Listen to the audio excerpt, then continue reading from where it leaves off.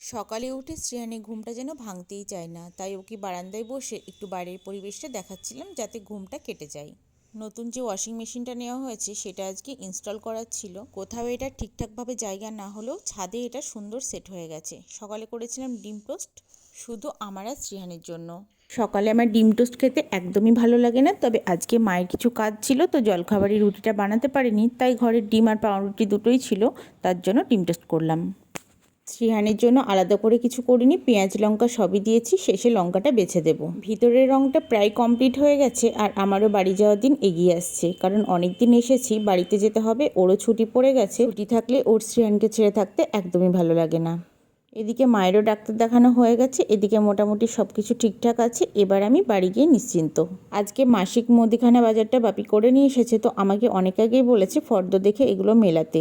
মা ফর্দটা বলে দিচ্ছিল আর আমি মেলাচ্ছিলাম।